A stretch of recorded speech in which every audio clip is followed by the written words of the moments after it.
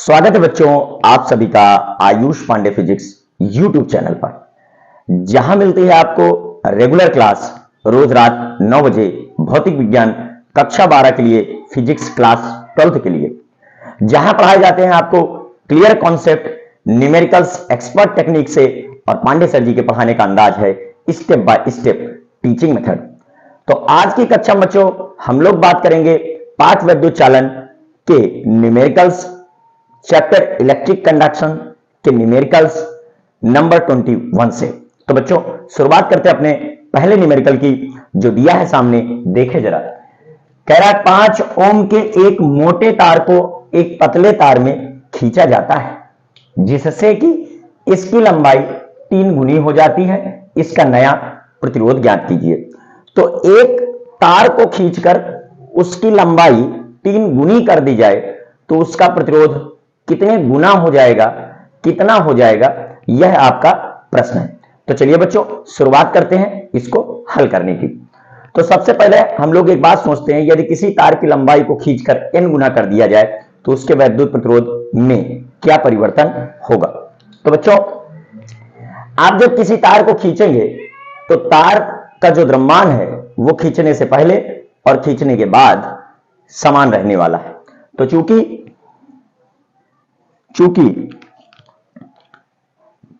खींचने से पहले और खींचने के बाद तार का जो द्रव्यमान है वो नियत रहने वाला। तार के पदार्थ का घनत्व D, पदार्थ का घनत्व D तथा खींचने से पहले तार का अनुप्रस्थ परिच्छेद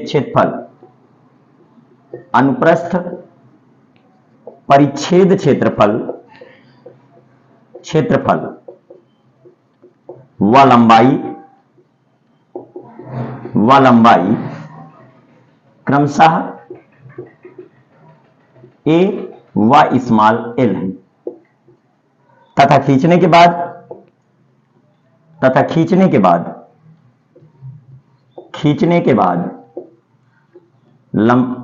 तार का अनुप्रस्थ परिच्छेद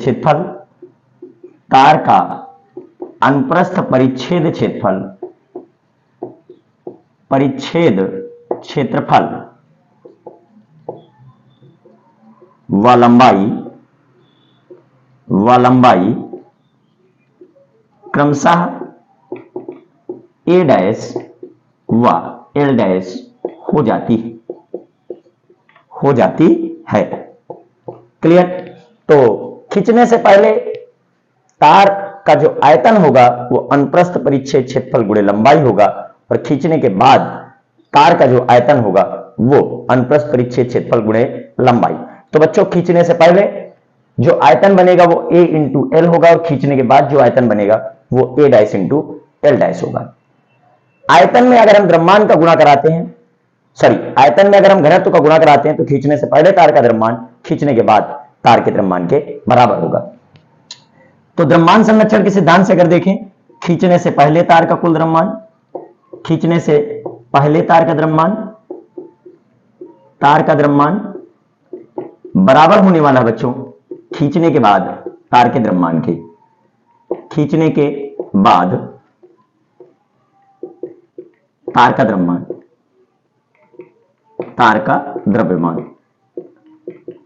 तो बच्चों द्रव्यमान होता है आयतन गुणे घनत्व। तो खींचने से पहले जो आयतन है वो खींचने से पहले अनुप्रस्थ परिच्छेद क्षेत्रफल गुणे लंबाई, और आयतन गुणे घनत्व।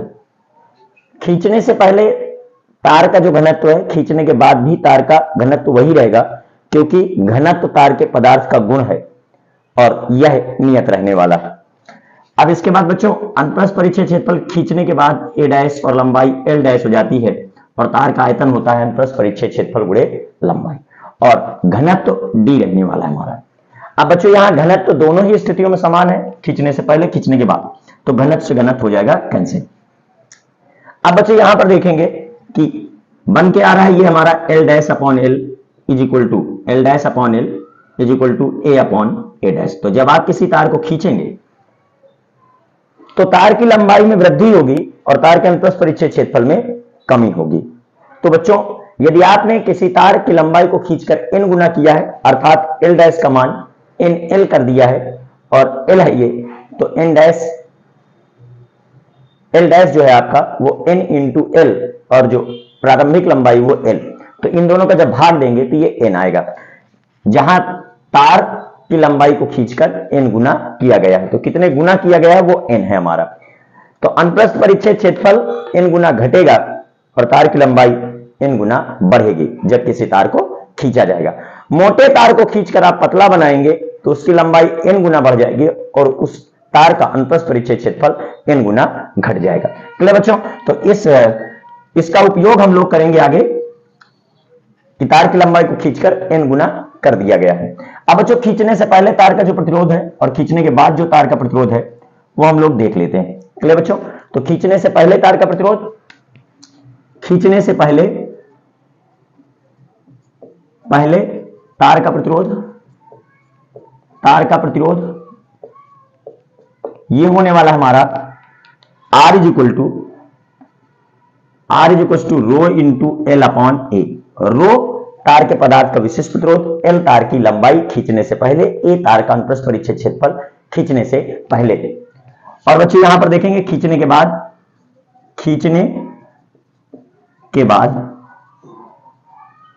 तार का प्रतिरोध।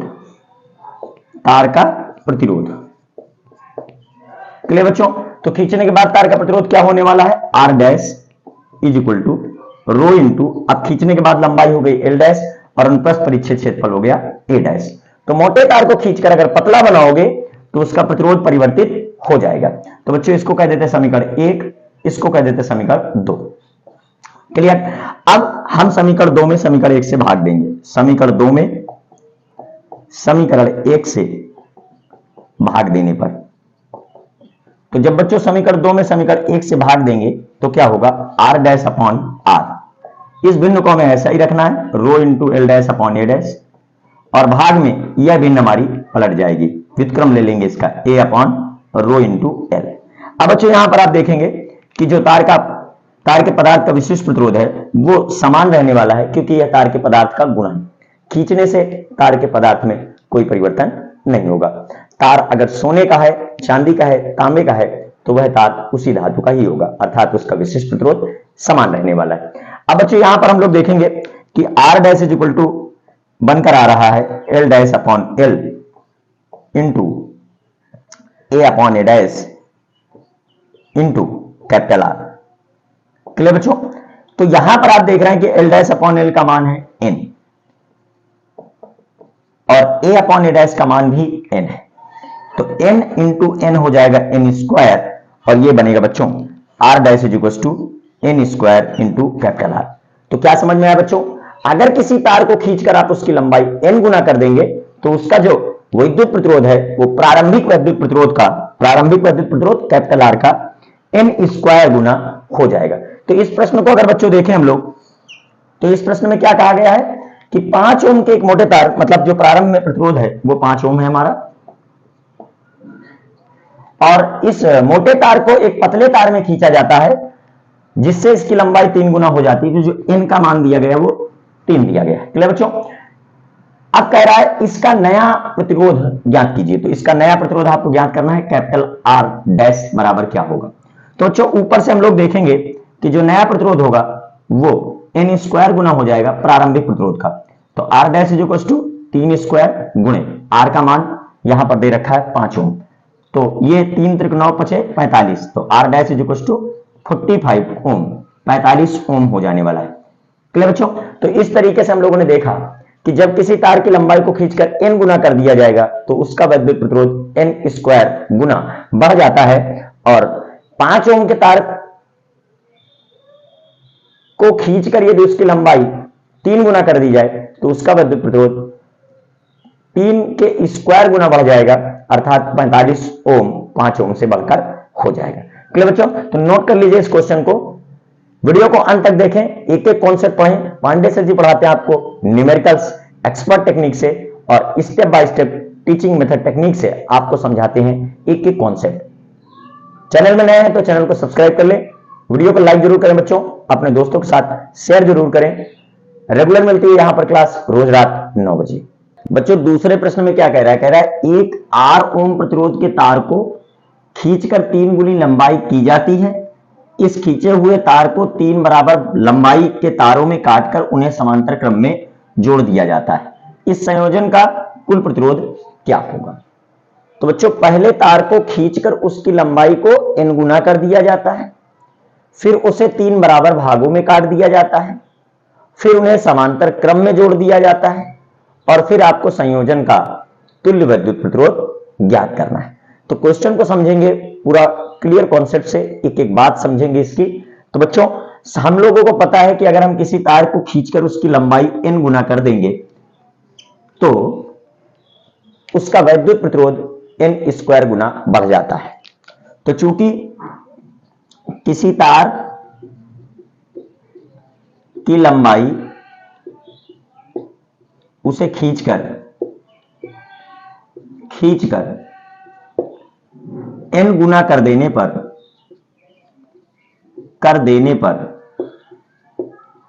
उसका वैद्युत प्रतिरोध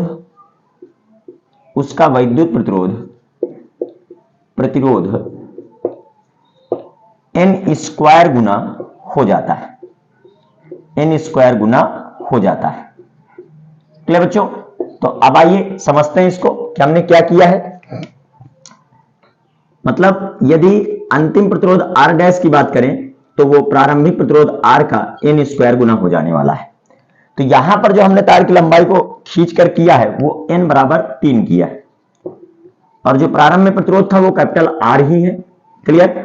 तो जो अंतिम प्रतिरोध हो जाएगा वो हमारा R dash is equal to 3 square into R dash is equal to 9R होने वाला है। अब बच्चों आपको एक इंपॉर्टेंट पॉइंट और ध्यान देना है, ये बहुत ही इंपॉर्टेंट पॉइंट है, आपको इसको ध्यान देना है कि यदि आप किसी तार को काटकर उसकी लंबाई उसको जितने बराबर भागों में काटेंगे तो प्रत्येक भाग का प्रतिरोध उतने गुना घट जाएगा। तो किसी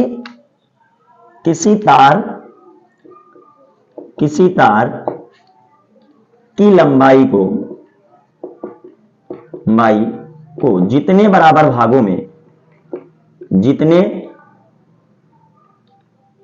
भागों में काटा जाता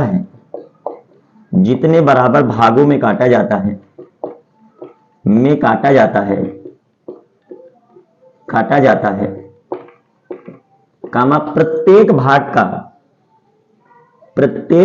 का प्रतिरोध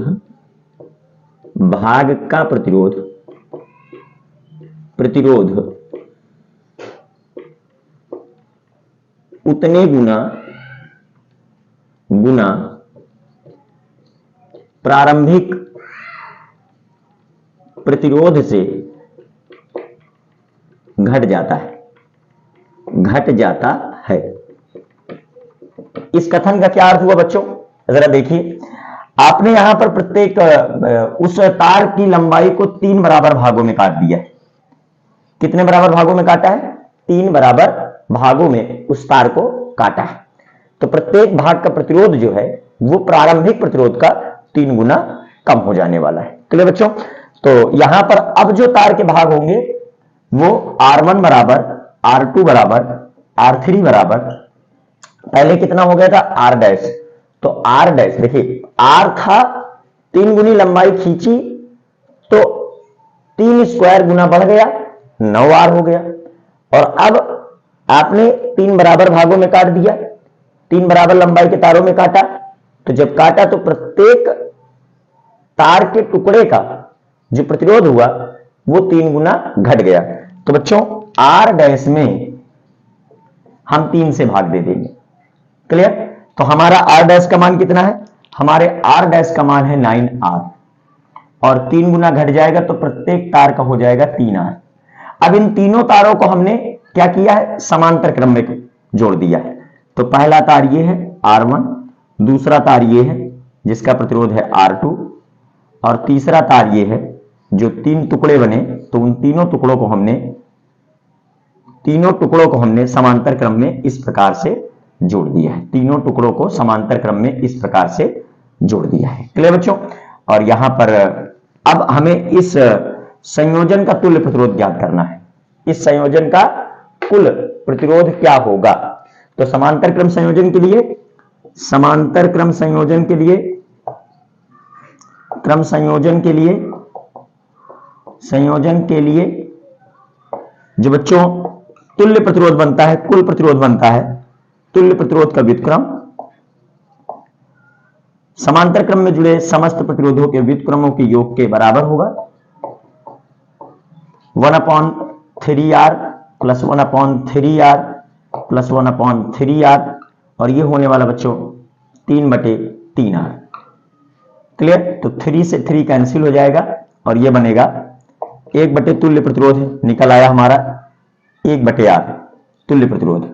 तो जब इसका हम व्युत्क्रम लेंगे 1 तुल्य प्रतिरोध बराबर 1/r, तो जब हम इसका व्युत्क्रम लेंगे बच्चों तो तुल्य प्रतिरोध हमारा निकल कर आएगा तुल्य प्रतिरोध बराबर कैपिटल R। तो पहले बच्चों लंबाई को खींचा, 3 गुना कर दिया तो प्रतिरोध 9 गुना हो गया। फिर लंबाई को काटा 3 बराबर भागों में, तो फिर प्रतिरोध 9r से 3 गुना घट गया। फिर उनको समांतर क्रम में जोड़ा तो 3 गुना और घट गया। तो वैद्युत प्रतिरोध, जो तुल्य वैद्युत प्रतिरोध आ रहा है हमारा, वो कैपिटल R ही आ रहा है। क्लियर बच्चों? तो क्वेश्चन को देख लीजिए मन लगाकर। करते हैं अपना अगला प्रश्न। देखते हैं बच्चों अपना प्रश्न संख्या 23 क्या कह रहा है। 1 किलोग्राम तांबे के एक टुकड़े को 1 मिलीमीटर मोटे तथा दूसरे टुकड़े को 2 मिलीमीटर मोटे तारों में खींचा जाता है। इन तारों के प्रतिरोधों की तुलना कीजिए। बहुत ही अच्छा प्रश्न होने वाला है बच्चों, मन लगाकर देखना। तो यहां पर इस प्रश्न में क्या है कि दोनों तारों के व्यासों को दिया गया है। तो लिख लेते हैं हम पहले तार का व्यास। पहले तार के लिए बच्चों 111 सफिक्स में यूज करेंगे और दूसरे तार के लिए 222 सफिक्स में यूज करेंगे। बच्चों दोनों तारों के पदार्थ तांबे ही हैं, तांबा से दोनों तार बने हैं, इसलिए दोनों तारों का विशिष्ट प्रतिरोध और दोनों तारों का घनत्व, जो कि पदार्थ का भौतिक गुण है, लाक्षणिक गुण है, तो वो दोनों तारों के लिए समान रहने वाला है। क्लियर बच्चों? तो अब हम बात करते हैं कि पहले तार के लिए, तो पहले तार का जो व्यास है, पहले तार का जो व्यास है, व्यास वो D1 = 1 मिलीमीटर दिया गया है, और जो दूसरे तार का व्यास है, तार का व्यास है वो D2 = 2 मिलीमीटर दिया गया है। मान लेते हैं कि पहले तार की लंबाई, पहले तार की लंबाई, तार की लंबाई L1 बराबर L1, दूसरे तार की लंबाई, तार की लंबाई L2 है। चूंकि दोनों तारों का द्रव्यमान समान है तो दोनों तारों का घनत्व, दोनों तारों का घनत्व, दोनों तारों का घनत्व यहां पर दिखाएंगे हम लोग D, और दोनों तारों का विशिष्ट प्रतिरोध, तारों का विशिष्ट प्रतिरोध रो। तो यह बच्चों तार का पदार्थ समान है, इसलिए दोनों तारों का विशिष्ट प्रतिरोध और घनत्व समान होगा। तार का पदार्थ समान, इसलिए यह भौतिक गुण भी दोनों तारों के समान होंगे। क्लियर बच्चों? तो अब हम लोग देखते हैं कि चूंकि दोनों तारों का द्रव्यमान समान है, इसलिए चूंकि दोनों तारों का द्रव्यमान समान है, द्रव्यमान समान है, तो इसलिए बच्चों हम लोग क्या करते हैं, पहले तार का द्रव्यमान, तो द्रव्यमान होता है आयतन गुणे घनत्व और आयतन होता है अनुप्रस्थ परिच्छेद क्षेत्रफल गुणे लंबाई। तो बच्चों पहले तार का अनुप्रस्थ परिच्छेद क्षेत्रफल A1, पहले तार की लंबाई L1, दूसरे गुणे घनत्व D, दूसरे तार का अनुप्रस्थ परिच्छेद क्षेत्रफल A2, लंबाई L2 और घनत्व D। अब D से D बच्चों कर देंगे कैंसिल, D से D कर देंगे बच्चों कैंसिल। तो अब क्या होने वाला, ये बनेगा हमारा L1/L2 L1 upon L2 is equal to A2 upon A1। अब बच्चों तार का अनुप्रस्थ परिच्छेद क्षेत्रफल यदि वृत्ताकार है क्योंकि व्यास दे रखा है, तो ऐसी स्थिति में जो तार का अनुप्रस्थ परिच्छेद क्षेत्रफल होगा व्यास के पदों में वो पाई डी स्क्वायर बाई 4 होगा। तो पहले तार का बनेगा पाई D1 स्क्वायर बाई 4 और दूसरे तार का बनेगा पाई D2 स्क्वायर बाई 4। तो 4 अपॉन पाई D2 स्क्वायर। तो बच्चों जो कैंसिल होना है उसे कैंसिल कर देंगे। क्लियर। तो यहां पर हम लोग बात करेंगे अब L1 upon L2 is equal to A2 upon A1 is equal to D1 square upon D2 square. Clear बच्चों। तो अब पहले तार का प्रतिरोध निकाल लेते हैं। पहले तार का प्रतिरोध यह है बच्चों हमारा R1 is equal to rho into L1 upon A1 और दूसरे तार का प्रतिरोध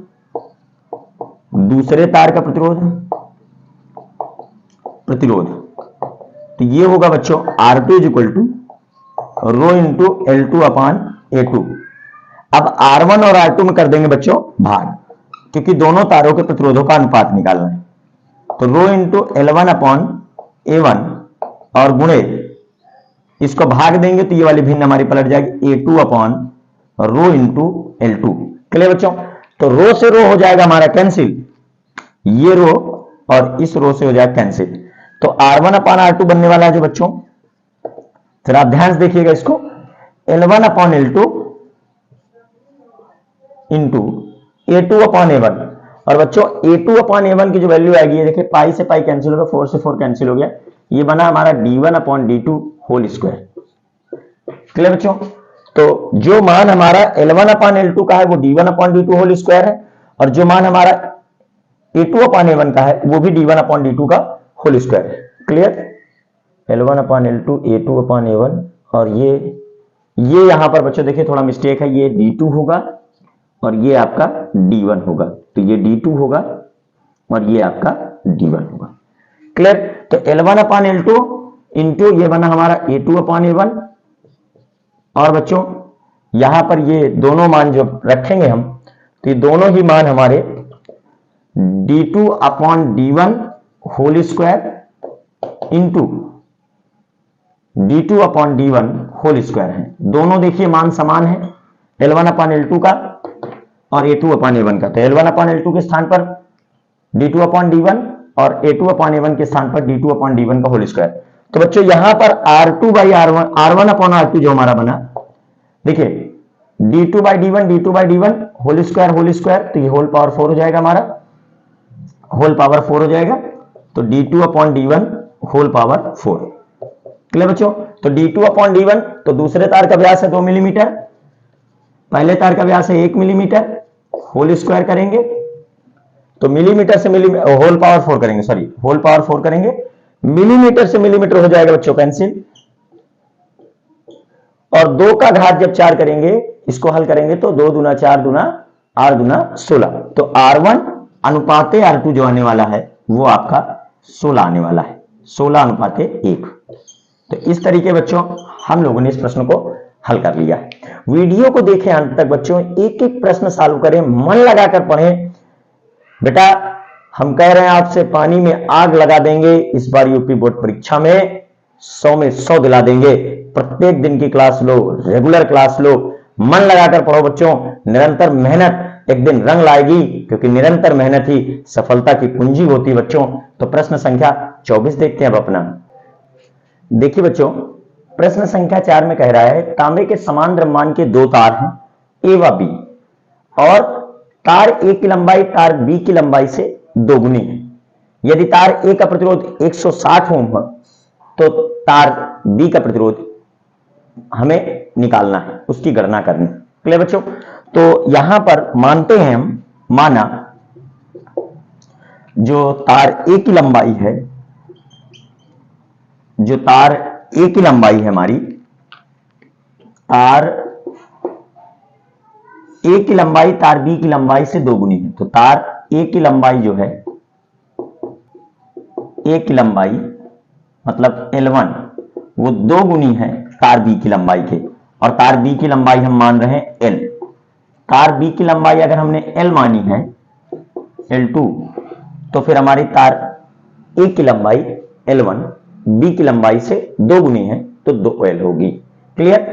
तार B की लंबाई से 2 गुनी है। यदि तार A का प्रतिरोध 160 ओम है तो तार B के प्रतिरोध की हमें गणना करनी है। तो यहां बच्चों में देखना है कि तार A का अनुप्रस्थ परिच्छेद क्षेत्रफल मान लेते हैं, अनुप्रस्थ परिच्छेद क्षेत्रफल ये मान लेते हैं A1 बराबर A1, और तार B का अनुप्रस्थ परिच्छेद क्षेत्रफल मान लेते हैं, B का अनुप्रस्थ परिच्छेद क्षेत्रफल मान लेते हैं A2।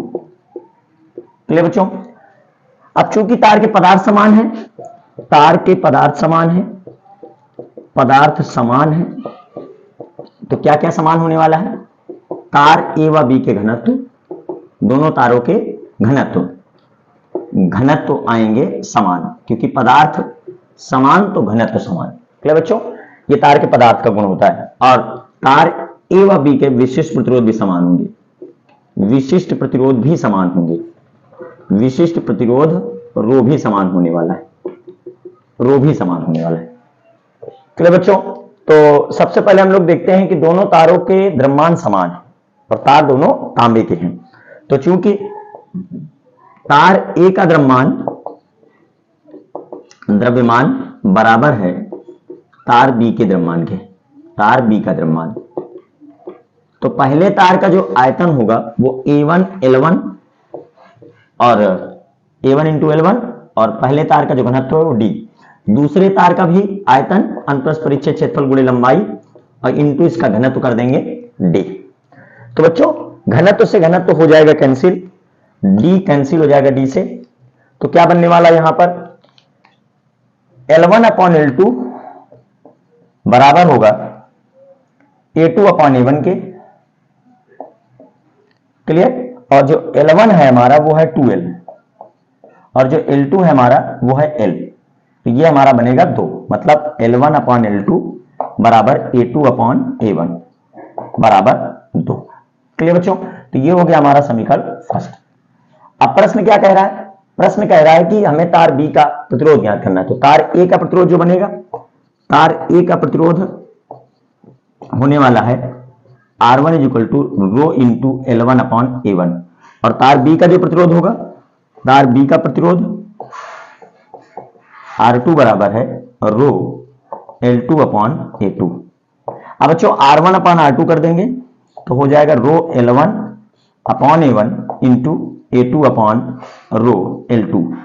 तो यहां पर R1 upon R2 is equal to rho से हो जाएगा रो कैंसिल, दोनों तारों के पदार्थ समान तो विशिष्ट प्रतिरोध भी समान है, L1 upon L2 into A2 upon A1। Clear बच्चों? तो R1 अपॉन R2 बराबर बन गया, यहां पर इसको और सॉल्व कर लेते हैं। L1 अपॉन L2 का मान जो आया है वो 2 है, और A2 अपॉन A1 का मान भी 2 है, तो 2 गुणे 2 तो ये हो गया 4। तो बच्चों जो R2 का मान है हमारा वो हो गया R1 बाई 4। अब प्रश्न क्या कह रहा है? तार A का जो प्रतिरोध है, तार A का प्रतिरोध जो है, A का प्रतिरोध अर्थात R1, जो R1 है वो बना है 160 ओम, 160 ओम। तो बच्चों जो R2 हमारा बनेगा वो बनेगा, R2 जो हमारा होगा वो होगा 160 डिवाइड बाई 4, तो ये बनेगा हमारा 40 ओम। तो दूसरे तार B का जो प्रतिरोध बनने वाला है बच्चों यहां पर वो हमारा 40 ओम बनने वाला है। तो तार B का प्रतिरोध जो निकल कर आया है, अतः तार B का प्रतिरोध जो बनेगा वो 40 ओम बनेगा। अब देखते हैं बच्चों हम लोग अपना अगला प्रश्न, प्रश्न संख्या 25। तो एक एक प्रश्न करो बच्चों, वीडियो को देखो अंत तक, मन लगाकर पढ़ाई करो Ayush Pandey physics YouTube channel पर। बच्चों अब हम लोग देखते हैं अपना प्रश्न संख्या 25। कह रहा है एक तार का प्रतिरोध 16 ओम है, उसे पिघलाकर पहले से आधी लंबाई का तार खींचा जाता है, नए तार का प्रतिरोध क्या होगा? तो बच्चों यहां दिया है तार का प्रतिरोध, तो तार का प्रतिरोध प्रारंभ में तार का प्रतिरोध जो दिया गया है वो R1 बराबर आपका 16 ओम। और जो अंत में तार हमारा बना है, जब उसको हमने पिघलाकर उसकी लंबाई आधी कर दी है, तो अंत में तार का प्रतिरोध जो R2 है वो हमें ज्ञात करना है। अंत में तार का प्रतिरोध R2 हमें ज्ञात करना है, R2 ज्ञात करना है। तो एक तार है बच्चों जिसका प्रतिरोध 16 ओम है और उसे पिघलाकर पहले से आधी लंबाई का तार खींचा जाता है, नए तार का प्रतिरोध हमें ज्ञात करना है। क्लियर बच्चों? तो प्रारंभ में तार का प्रतिरोध 16 ओम है और तार की जब लंबाई को आधा कर दिया जाता है, पिघलाकर उसे आधी लंबाई का तार बनाया जाता है, तो जो नया प्रतिरोध होगा वो हमें ज्ञात करना है। तो तार की प्रारंभिक लंबाई वो L1 बराबर है बच्चों L, और जो तार की अंतिम लंबाई है वो L2 बराबर है हमारी L/2। क्लियर बच्चों? तो तार की लंबाई में कितने गुना परिवर्तन हुआ है वो n जो हमारा बनेगा वो L2/L होता है। क्लियर बच्चों? तो L2 का मान है L/2 और पहले से था L, तो ये हमारा बन गया n बराबर 1/2। क्लियर बच्चों? तो तार की लंबाई को खींचकर n गुना कर दिया गया है, तो नए तार का प्रतिरोध n² गुना हो जाएगा। ये इंपॉर्टेंट पॉइंट है, क्योंकि जब किसी तार की लंबाई को खींचकर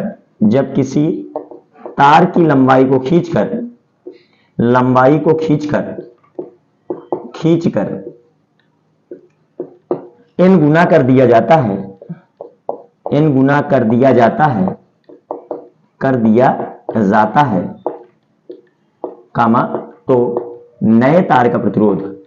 तो नए तार का प्रतिरोध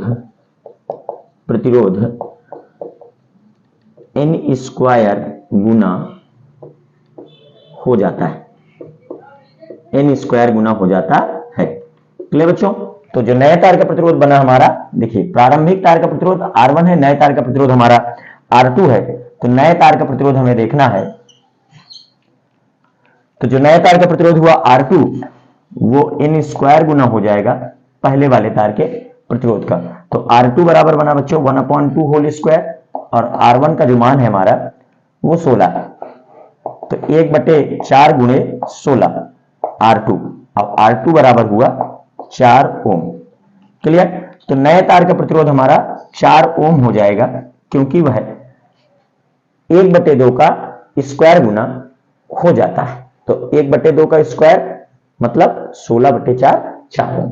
तो इस तरह बच्चों हम लोगों ने प्रश्न संख्या 25 को हल किया है। वीडियो को देखें अंत तक, एक एक प्रश्न सॉल्व करें, कॉपी कलम लेकर नोट भी करते चलें। पूरा एक एक कॉन्सेप्ट एक्सप्लेन करके पढ़ाया जाता है, एक ही कॉन्सेप्ट पर आधारित कई क्वेश्चंस लगाए जा रहे हैं, जिससे बच्चों आपके कॉन्सेप्ट और मजबूत होंगे। देखते हैं अपना प्रश्न संख्या 26। बच्चों अब हम लोग देखते हैं अपना प्रश्न संख्या 26। किसी धातु के 20 सेंटीमीटर लंबे तार को खींचकर इसकी लंबाई 25% बढ़ा दी जाती है, नए तार के प्रतिरोध में प्रतिशत वृद्धि की गणना कीजिए। तो बच्चों यहां पर मान लेते हैं, माना तार की जो प्रारंभिक लंबाई है, तार की प्रारंभिक लंबाई जो है, लंबाई जो है हमारी वो L है, और जो तार की अंतिम लंबाई होगी यहां पर हम लोग L1 = L लिख लेते हैं। और जो तार की अंतिम लंबाई होगी, तार की जब लंबाई को बढ़ा दिया जाएगा तो तार की अंतिम लंबाई जो L2 होगी वो बच्चों देखो L में बढ़ाया जा रहा है L का 25%, तो ये L2 = L धन L/4। तो L2 हो गया 4L और एक ये 5L/4। क्लियर? अब बच्चों तार की लंबाई को 25% बढ़ाया गया है, तो तार की लंबाई कितने गुना हो गई है, तो n बराबर हम लोग निकाल लेंगे L2/L1। तो L2 हुआ 5L/4 और पहले से था L1 L, तो एल से एल कैंसिल हो जाएगा बच्चों, तो ये बनेगा 5/4 1.25। अर्थात बच्चों जो तार की लंबाई है यदि उसको 25% बढ़ाया जाएगा तो इसका अर्थ हुआ कि तार की लंबाई को खींचकर 1.25 गुना कर दिया गया है। तो बच्चों जो प्रारंभ में तार का प्रतिरोध है वो मान लेते हैं कि R1 बराबर R है, तो नए तार का प्रतिरोध क्या होगा उसको ज्ञात कर लेंगे। क्लियर बच्चों? तो माना प्रारंभ में तार का प्रतिरोध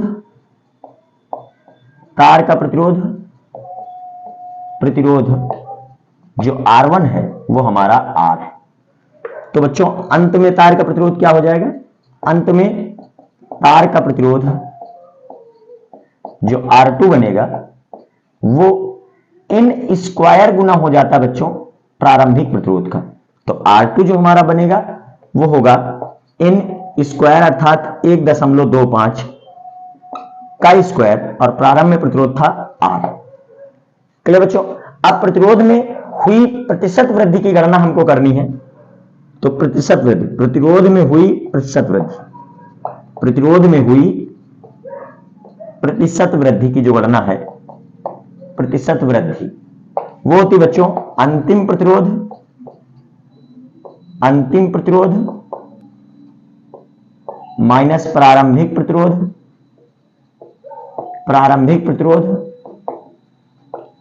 बटे प्रारंभिक प्रतिरोध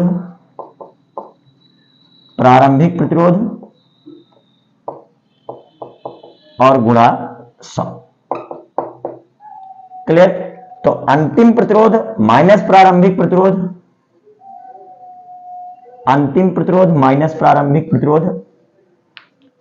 बटे प्रारंभिक प्रतिरोध गुणे 100।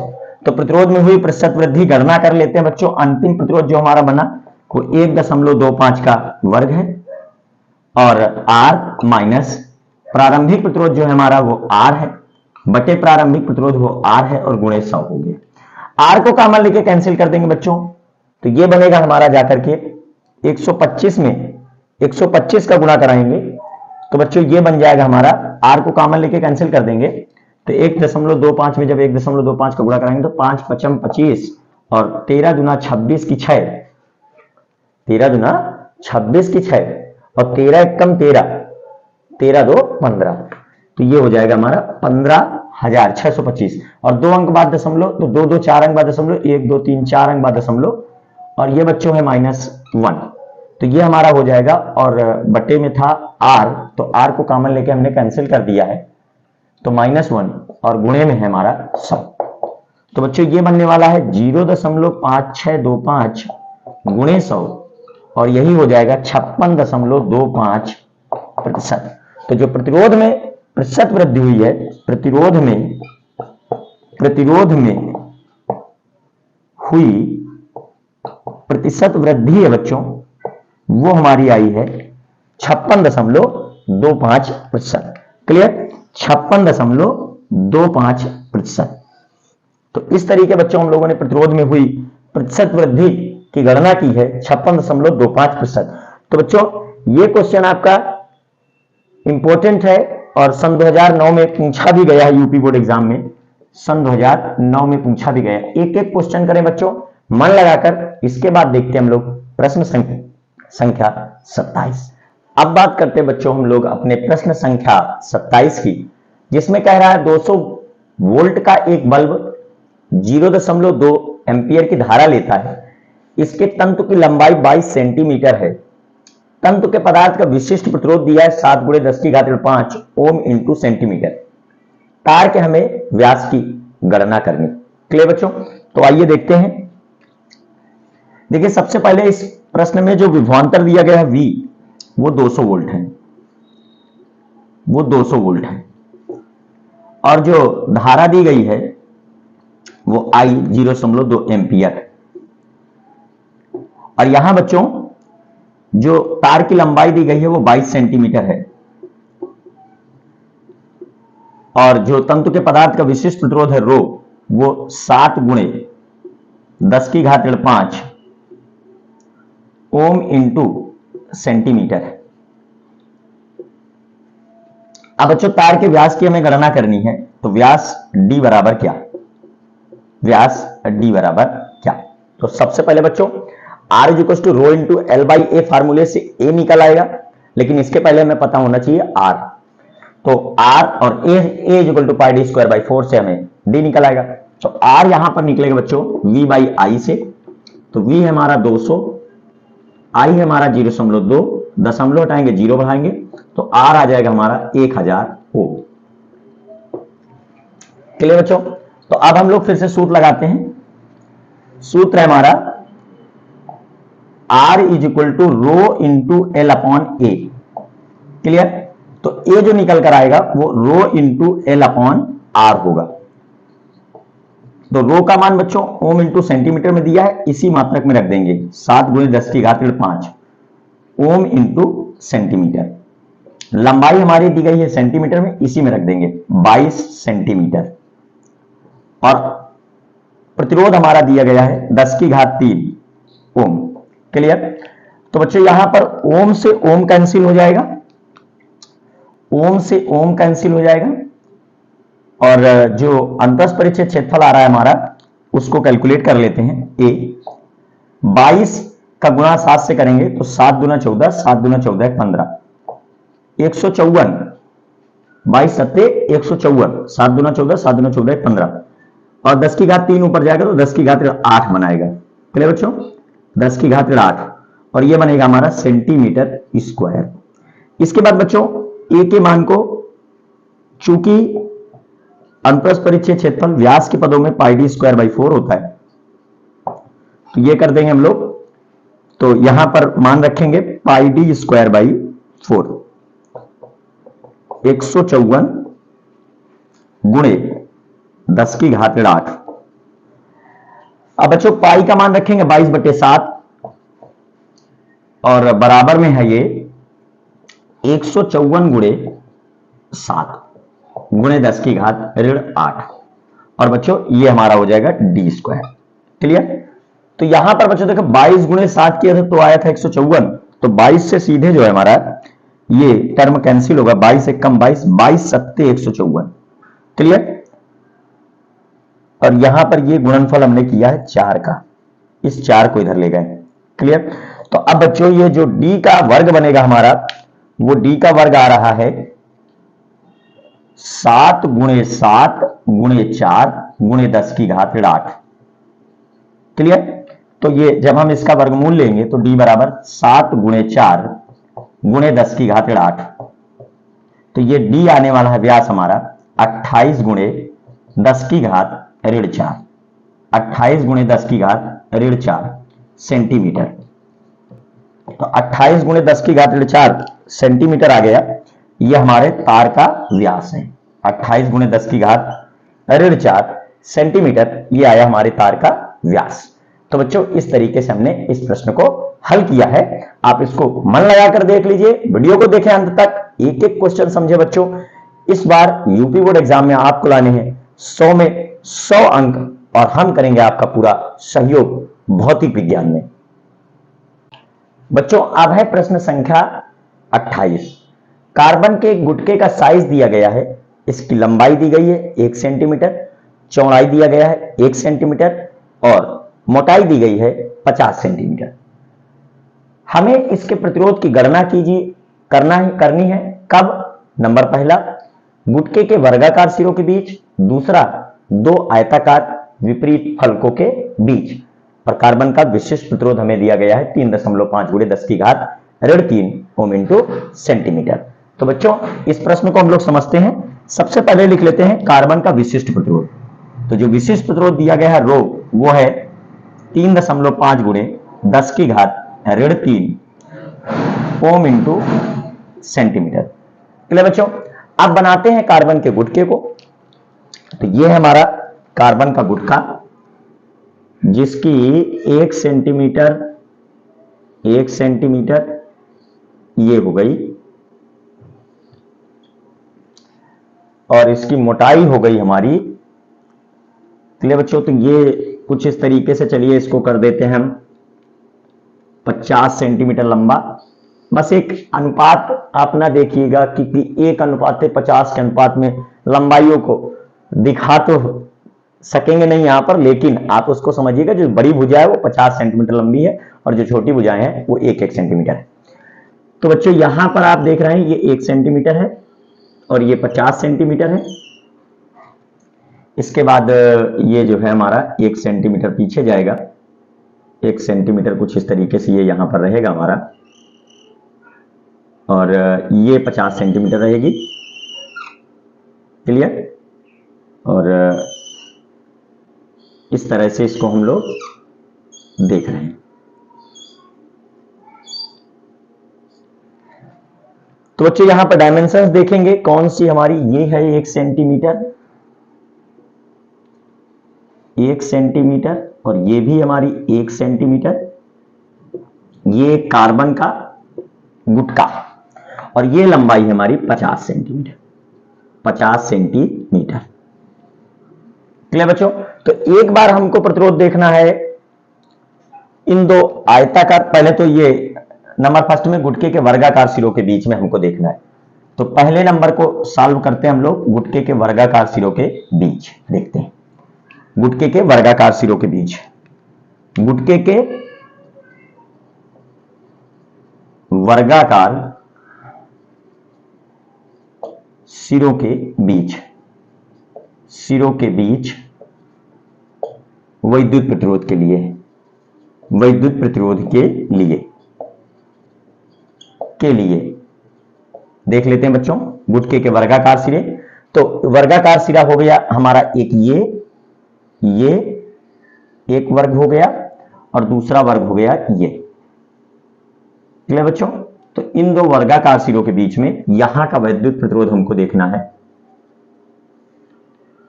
ये हमारा R1 क्या बनेगा। क्लियर बच्चों? तो देखिए यहां पर लंबाई जो है हमारी ये 50 सेंटीमीटर है बच्चों। तो जो लंबाई है हमारी L1 वो L है जो 50 सेंटीमीटर है, और जो अनुप्रस्थ परिच्छेद क्षेत्रफल है वो ये बनेगा, ए जो है हमारा वो 1 सेंटीमीटर गुणे 1 सेंटीमीटर है। क्लियर बच्चों? तो ए हमारा हो गया 1 सेंटीमीटर स्क्वायर। अब इसके बाद जो प्रतिरोध, विशेष प्रतिरोध दिया गया बच्चों वो है 3.5 गुणे 10 की घात 3 ओम इंटू सेंटीमीटर। तो अब हम लोग वैद्युत प्रतिरोध निकाल लेते हैं, R1 is equal to rho into L upon A. Clear? तो R1 हमारा हो गया रो 3.5 गुणे 10 की घात 3 ओम इंटू सेंटीमीटर। इसके बाद बच्चों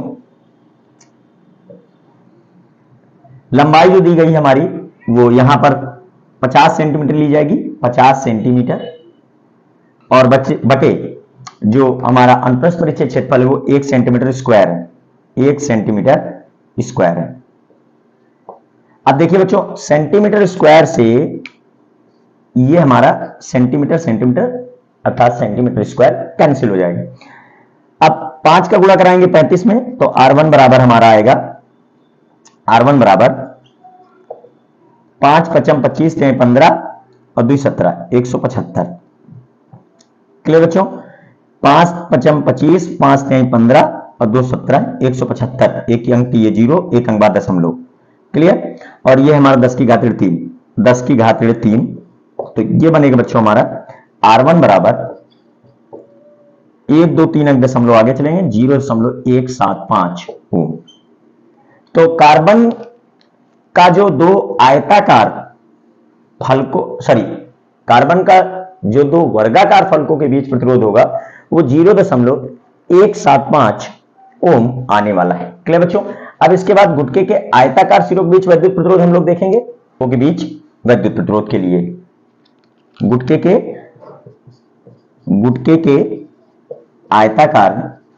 आयताकार विपरीत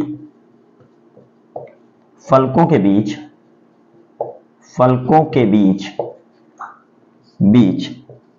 वैद्युत प्रतिरोध के लिए तो ये जो होने वाला बच्चों यहां पर लंबाई देखेंगे हम लोग, ये हमारा आयताकार फलक है, तो इसके बीच जो वैद्युत प्रतिरोध आएगा R2 वो हमें ज्ञात करना है। तो इस केस में जो लंबाई आने वाली बच्चों वो होगी हमारी 1 सेंटीमीटर।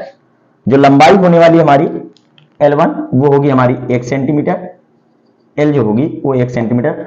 और जो अनुप्रस्थ परिच्छेद क्षेत्रफल आएगा तो वो बच्चों पूरा ये पार्ट हमारा आएगा, A जो होगा हमारा यहां पर 1 सेंटीमीटर लंबा होगा और 50 सेंटीमीटर चौड़ा होगा। तो ये हो जाएगा हमारा 50 सेंटीमीटर स्क्वायर, ए जो होने वाला है 50 सेंटीमीटर स्क्वायर। चलिए बच्चों, तो ये R हमारा बन जाएगा अब R2 रो इंटू L अपॉन ए। तो रो बनेगा 3.5 गुणे 10 की घात 3 गुणे जो लंबाई होगी हमारी वो 1 सेंटीमीटर होगी, ये हमारा बनेगा ओम इंटू सेंटीमीटर।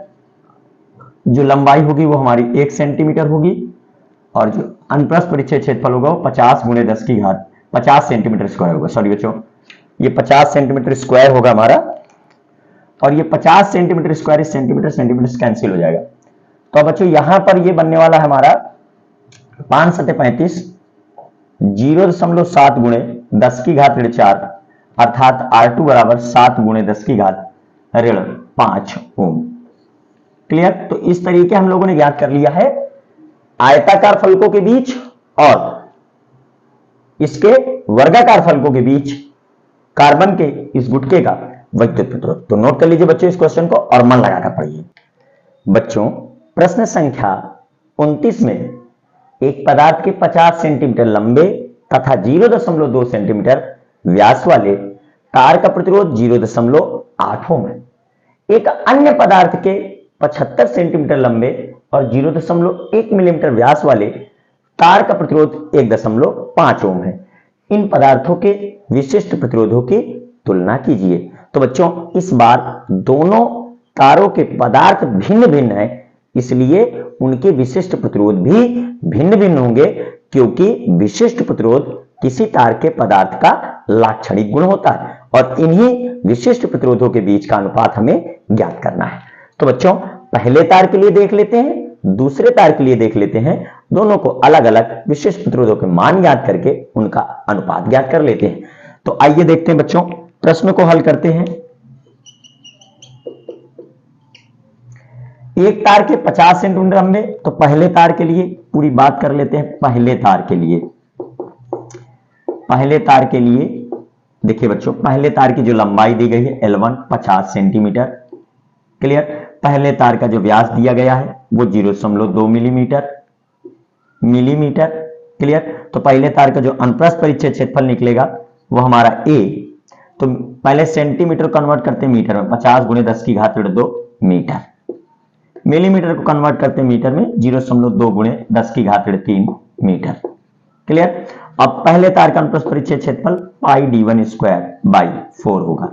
तो पाई बाई 4 इंटू d1 का मान रख देते बच्चों 0.2 गुणे 10 की घात 3 होल स्क्वायर। क्लियर? तो इस तरीके हमने L1 D1 A1 के मानों को देखा। पहले तार का मान लीजिए बच्चों विशिष्ट प्रतिरोध ρ1 है। क्लियर? और पहले तार का प्रतिरोध दे रखा है R1 हमारा 0.8 ओम। तो बच्चों चूंकि सूत्र है हमारा R1 ρ1 into L1 upon A1, तो ρ1 जो बनेगा हमारा वो R1 into A1 upon L1 होगा। क्लियर बच्चों? तो इसको कह देते हैं समीकरण 1। इसी तरह बच्चों हम लोग देख लेंगे दूसरे तार के लिए। तो दूसरे तार के लिए क्या क्या दिया गया है? दूसरे तार के लिए बच्चों दिया गया है आपको जो लंबाई है L2 वो 75 सेंटीमीटर है, जो व्यास है D2 वो 0.1 मिलीमीटर है। तो पहले तो इसको कन्वर्ट कर लेंगे, 0.1 गुणे 10 की घात 3 मीटर बन जाएगा और सेंटीमीटर को भी कन्वर्ट कर लेंगे, 75 गुणे 10 की घात 2 मीटर बन जाएगा। क्लियर? फिर इसके बाद A2 निकाल लेंगे, वो होगा पाई D2 स्क्वायर बाई 4। तो पाई बाई 4 D2 का मान हो गया बच्चों 0.1 गुणे 10 की घात 3 का होल स्क्वायर। इसी तरह बच्चों इसका विशिष्ट प्रतिरोध होगा ρ2 और R2 बराबर सूत्र होगा हमारा ρ2 इंटू L2 अपॉन A2। तो जो ρ2 का सूत्र होगा वो बनेगा हमारा R2A2 अपॉन L2। ये हो गया बच्चों समीकरण 2। समीकरण 1 में समीकरण 2 से भाग देने पर समीकरण 2 से भाग देने पर, तो जब बच्चों इसमें भाग देंगे हम तो ये बनेगा rho 1 upon rho 2 is equal to R1 A1 upon L1 into L2 upon R2 into A2। Clear बच्चों? तो यहां पर प्रतिरोध R2 का भी मान आपको दिया गया है 1.5 ओम। क्लियर बच्चों? तो अब मान रख देते हैं सबके। देखिए यहां पर जो होगा हमारा मान, R1 का मान दिया गया बच्चों, R1 का मान दिया गया है R1 का मान 0.8, A1 का मान pi by 4 into D1 square, पाई/4 into D1 square, D1 square मतलब 0.2 गुणे 10⁻³ होल स्क्वायर। और जो आपका और मान है यहां पर इसको बच्चों नीचे लिखते हैं क्योंकि ऊपर जगह नहीं है, तो rho 1 upon rho 2 is equal to R1 0.8, A2 पाई/4 इंटू D1 0.2 गुणे 10⁻³ का होल स्क्वायर गुणे L2 का मान जो है हमारा यहां पर 75 गुणे 10⁻²। और इसी तरह बच्चों अब हम लोग L1 का मान रखते हैं। L1 का मान है हमारा 50 गुणे 10⁻², 50 गुणे 10⁻²। R2 का मान जो दिया गया बच्चों वो है हमारा 1.5 ओम। और जो A2 का मान होगा वो पाई/4, तो 4 चला जाएगा हमारा ऊपर, और इंटू A2 है तो D2 स्क्वायर हो जाएगा 0.1 का 1 गुणे 10⁻³ का वर्ग। अब बच्चों इसको सॉल्व करेंगे तो rho 1 upon rho 2 is equal to, देखिए जो कैंसिल हो रहा है उसे कैंसिल कर देते हैं। देखिए यहां पर पाई हुआ पाई से कैंसिल, 4 हुआ 4 से कैंसिल, 10⁻², से कैंसिल, 25 × 75, 25 दूना 50, क्लियर, और 2 चौका 8, 0.4 बार में ये कैंसिल हो जाएगा, और ये 1.5 से 3 2 बार में कैंसिल हो जाएगा। तो क्या आ रहा है बच्चों 0.4 गुणे, ये हो जाएगा 4 गुणे 10⁻³, एक इसमें जुड़ेगा 10⁻4 और ऋण 8। इसी तरह बच्चों अब और ऊपर क्या बचता है, 2 बचता है, और नीचे क्या है देख लेते हैं हम लोग। नीचे 10⁻4 10⁻8 हो गया, 10⁻8 हो गया। और क्या बचने वाला है नीचे, और क्या बचने वाला है नीचे, तो 10⁻8 से 10⁻8 कैंसिल हो जाएगा। तो ऊपर बच रहा है बच्चों, दशमलव हटाएंगे तो नीचे हमारा बचेगा 10, और 2 × 2 2 × 5 10। तो ये आने वाला है रो 1 upon rho 2 is equal to 16/5। तो बच्चों इन दोनों तारों का जो प्रतिरोध है, विशिष्ट प्रतिरोध है, इसका जो अनुपात आने वाला है अर्थात रो 1 अनुपाते रो 2 आने वाला है वो 16:5 है, जो कि एक सही उत्तर है। क्लियर बच्चों? तो देख लीजिए मन लगाकर, थोड़ा नीचे कैलकुलेशन आपका हो गया है, बाकी ऊपर कॉन्सेप्ट बिल्कुल क्लियर है। रो 1 अपान रो 2 सारे मान रखने, आपको सॉल्व कर देना, आंसर आ जाएगा। मन लगाकर देखें बच्चों, वीडियो को देखें अंत तक, एक एक क्वेश्चन सॉल्व करें, पूरा बिल्कुल एकदम क्लियर कॉन्सेप्ट में न्यूमेरिकल एक्सपर्ट टेक्निक्स लगाते हैं। आपके सर जी पांडे सर पढ़ाते हैं आपको रेगुलर रोज रात 9 बजे Ayush Pandey physics YouTube channel पर। मन लगाकर पढ़ें बच्चों, बोर्ड एग्जाम में लाने आपकी बार 100 में 100 अंक। बात करते हैं बच्चों आज की क्लास का सबसे अंतिम प्रश्न, इसको पढ़ लीजिए बच्चों, इसके बाद आज की क्लास समाप्त हो जाएगी। यहां पर कह रहा है टंगस्टन के तंतु का 200 डिग्री सेल्सियस से प्रतिरोध 148 ओम है। टंगस्टन का प्रतिरोध ताप गुणांक 0.0045 प्रति डिग्री सेल्सियस है। 0 डिग्री सेल्सियस व 500 डिग्री सेल्सियस पर इसके प्रतिरोध क्या होंगे। तो बच्चों तो देखते हैं इस क्वेश्चन के हल को। देखिए टंगस्टन के तंतु का 200 डिग्री सेल्सियस पर प्रतिरोध, तो तंतु का 200 डिग्री सेल्सियस पर प्रतिरोध, इसको कहा जाता है बच्चों R200। क्लियर? वो है हमारा 148 ओम। क्योंकि किसी भी चालक के ताप को बढ़ाने से उसका विद्युत प्रतिरोध बढ़ता है। क्लियर बच्चों? और टंगस्टन का प्रतिरोध ताप गुणांक 0.0045 प्रति डिग्री सेल्सियस है। तो टंगस्टन का प्रतिरोध ताप गुणांक जो दिया गया है, प्रतिरोध ताप गुणांक जो अल्फा दिया गया है वो है हमारा बच्चों 0.0045 डिग्री सेल्सियस इनवर्स।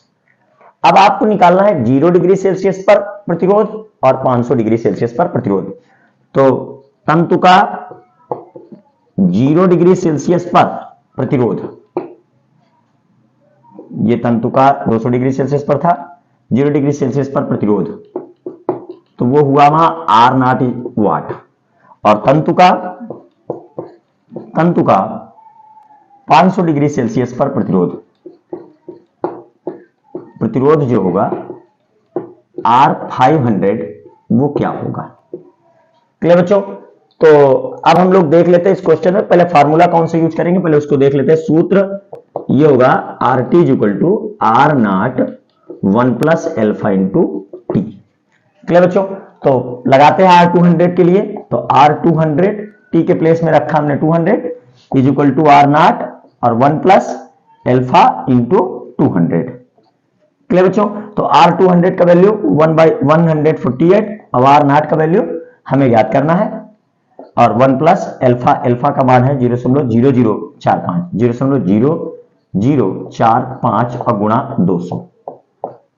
तो ये 148 बराबर R0, ये 45 × 90 हो जाएगा, एक धन और 2 जीरो ये हो जाएंगे, 1 2 और 4 अंक बाद दशमलव लग जाएगा।